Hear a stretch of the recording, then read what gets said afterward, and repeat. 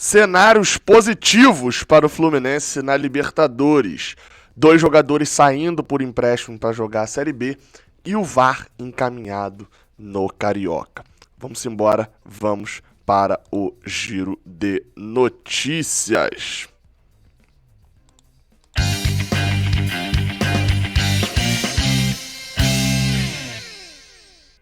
Seja bem-vindo, você guerreiro de todo o Brasil, de todo mundo, aqui é o canal Raiz Tricolor. Eu sou Gabriel Amaral, eu sou jornalista por formação e sou tricolor de coração. Você deixa seu like aqui embaixo, se inscreve aqui no canal, isso ajuda bastante aqui o Raiz Tricolor. E vamos embora falar dessas notícias depois desse empate contra o River nesta quinta-feira. Só para avisar, vai ter análise individual dos jogadores ainda nessa manhã, tá? Só antecipei de notícias para depois de análise individual dos jogadores. Vamos para as notícias. Bem, a primeira delas é do empate entre Júnior Barranquilla e Santa Fé.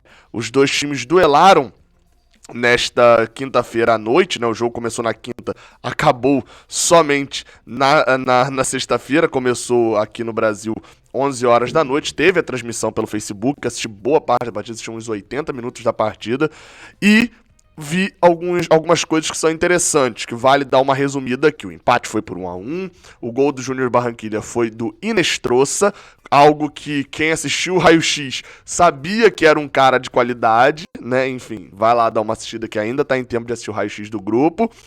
E o Santa Fé empatou logo depois, 3, 4 minutos depois, de pênalti, numa cobrança do Kelvin Osório. No segundo tempo, o Santa Fé teve um jogador expulso, o que é ótimo, porque a gente enfrenta o Santa Fé na próxima rodada.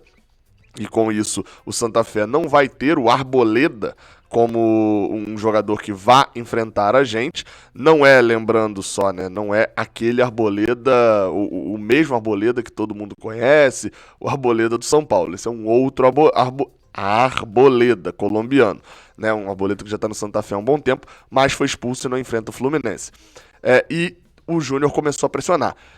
Cara, muita coisa que eu tinha noção já dos dois times se confirmaram nesse jogo. O Júnior tem um ótimo time do meio pra frente, não teve o Theo Gutierrez nessa partida, mas tem um ótimo time pra frente, tem o Borja, tem o Inestrosa, tem bons jogadores, mas, meu amigo, é uma bagunça o time. Defensivamente dá muito espaço, assim como o Santa Fé, que é mais organizado. É um time mais organizado, mas não consegue ser um time tão, talvez para enfrentar o Fluminense, ser tão fixo, tão rígido, tão duro para poder pegar o Fluminense. Me animou um pouco ver esse jogo no nível técnico baixo. Nós vamos lembrar também que 20 minutos da partida o Santa Fé ficou com a menos, o Júnior não conseguiu fazer o gol para poder abrir a vitória. Por que o resultado é positivo? Porque some um ponto. Fluminense e River empataram, Júnior e Santa Fé empatam também, ou seja, morreu uma rodada. E é uma rodada que o Fluminense pegou o River e que os dois colombianos se enfrentaram. Ou seja, daqui pra frente, uma nova rodada. Lembrando, critérios de desempate da Libertadores, além de pontos, saldo, aquele padrãozinho, gols fora de casa. Então, por isso que nesse momento o Fluminense está fora da zona de classificação, porque River e Santa Fé fizeram gols fora de casa. Semana que vem a gente pega o Santa Fé lá na Colômbia, aparentemente na altitude de Bogotá, pelo menos até agora será nesse sentido.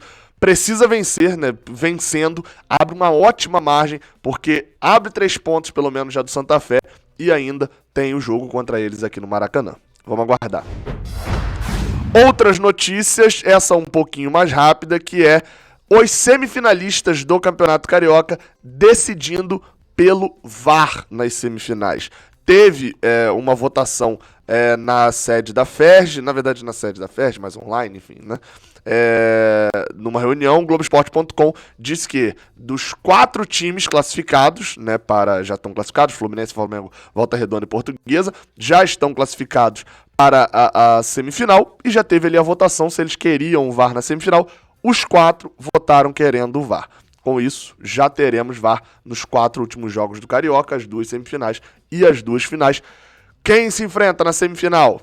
Será decidido neste final de semana. Sábado, amanhã, né, na verdade, já tem jogo entre Flamengo e Volta Redonda. E se tiver um empate entre os dois, Basta que o Fluminense vença para ter a vantagem, ser o primeiro e campeão da Taça Guanabara, mas ser o primeiro e ter a vantagem de resultados iguais, né? Ou enfim, de ter a vantagem na semifinal. Se perder por 1-0 e ganhar por 2-1, tá classificado, né? Quando empatar em pontos e saldo de gols, o Fluminense teria vantagem. Caso tenha... Na verdade, só de vencer ele já tem vantagem, porque ele já é primeiro ou segundo.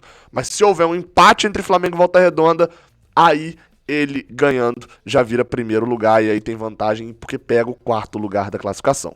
E terá VAR, o que é bom, né? Bem, outra notícia, na verdade agora são duas em sequência. Uma dada pelo site Resenha na Rede, né? Mas que eu tô lendo aqui a notícia no portal Globoesporte.com, notícia da Paula Carvalho e do Thiago Pereira, né, aqui, de que o Fluminense encaminhou o empréstimo de Samuel Granada ao Vitória, time da Série B do Brasileirão, e que está, enfim, está na Série B já há um bom tempo, e que estava na Copa do Nordeste, estou até conferindo aqui para ver se foi eliminado ou não. Mas de qualquer forma, Samuel Granada não joga a Copa do Nordeste, né, só chega para jogar a Copa, o Campeonato Brasileiro e... Copa do Brasil, né? Até possível, enfim. O Vitória ainda tá e vai pegar o Ceará na Copa do Nordeste. Bem, então assim, o Samuel Granada tá sendo emprestado. A notícia até diz aqui de que é um jogador que não deveria ser tão aproveitado nesse ano. Tá muito lá atrás na fila, né? Fred, Bobadilla, Abel Hernandes, John Kennedy. Só aí já são 4 na frente dele, ou seja, provavelmente jogaria muito pouco o atacante Samuel Granada de 20 anos. Indo pra lá, tem a chance de render numa Série B, né? O Fluminense não está se desfazendo de Samuel Granada, tem contrato com o Fluminense até 2025. Tem a possibilidade de jogar, algo que ele não vai fazer aqui, né? Infelizmente, não vai fazer. E tem a possibilidade de lá também ser um jogador que se desenvolva, mesmo que seja reserva por lá e etc, mas que vá se desenvolver. Por esse mesmo motivo, eu vou englobar aqui já uma outra notícia, que é a notícia sobre o possível empréstimo também de André, volante, para o Botafogo. A notícia foi dada pelo portal Saudações Tricolores, de que o volante que estava encaminhado ali meio que com o CRB, nos últimos dias a gente ouviu de que é confusão com a Ailton, por isso que ele não vai ficar, não sei o que e tal, vai pro CRB, mas ainda não foi, como é que fica? E aparentemente o Botafogo tá interessado no negócio, né? Saiu lá no Saudações Tricolores, o Fluminense recebeu sondagens do CRB, mas o volante também despertou interesse do Botafogo. E que, com isso, a intenção do Botafogo de fazer um empréstimo por ele até o final do ano, as duas diretorias com boa relação, pode ser que funcione. André é a mesma coisa de Samuel Granada. Não é a mesma coisa de Michel Araújo, mas é a mesma coisa de Samuel Granada. Não terá tantas oportunidades nesse ano e tem mercado para empréstimo. O Fluminense emprestando o jogador, ele ganha rodagem, joga uma Série B. No Botafogo deve brigar pela titularidade. E aí você tem o desenvolvimento do jogador sem precisar especificamente do Fluminense jogando. Ok. Esses dois jogadores não poderiam estar no Sub-23 do Fluminense? Concordo, poderiam. Mas qual que pode ser a análise nesse momento? O Sub-23 nasce justamente para o Fluminense não precisar ficar emprestando jogador. Qual que pode ser a análise nesse momento também? Tô raciocinando aqui agora. De que os jogadores já jogaram uma temporada pelo Sub-23, já subiram de fato ao profissional e ainda não tem tanta, como é que eu posso dizer, experiência no profissional. O Sub-23 dá essa vivência? Dá, mas o profissional é quem dá de verdade. E ambos jogando a Série B num nível técnico um pouquinho mais baixo, podendo se destacar, podendo ter minutagem, é interessante. O caso de Michel Araújo é outro, né? O caso de Michel Araújo é dinheiro. O Fluminense vai ganhar praticamente o valor todo que pagou nele para... ou que deveria ter pagado, né? Enfim, praticamente o valor todo que tem que pagar lá ao time dele no Uruguai, o Racing, né? Vai ganhar isso para emprestá-lo por um ano. E ainda tem mais tempo de contrato com ele. Então é um jogador também que não estava sendo muito aproveitado e que rende dinheiro na saída de empréstimo. André Samuel e Michel Araújo, o Fluminense não está largando, não está jogando fora. Não, nada disso.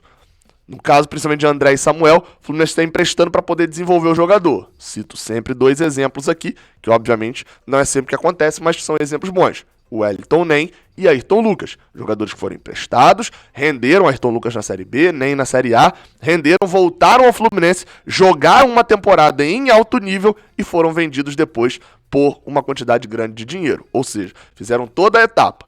Amadureceram, sem atrapalhar necessariamente o time profissional, né? A parte ruim do amadurecimento. Jogaram pelo Fluminense, foi muito pouco, foi uma temporada só, porque o Fluminense estava desesperado por dinheiro, espero que não continue assim, e foram vendidos rendendo uma boa grana. Então, por isso, Samuel indo para o Vitória, André indo possivelmente pro Botafogo. E você? Como é que você tá aí animado com essas notícias? O que você tem a falar? Aqui, ó, tem um vídeo para você assistir, e aqui tem outro. Você assiste aí e deixa o like, dando aquela moralzovski para o Raiz Tricolor, beleza? Não se esquece de dar o like embaixo, se inscrever aqui no canal. Saudações tricolores, até a próxima, valeu!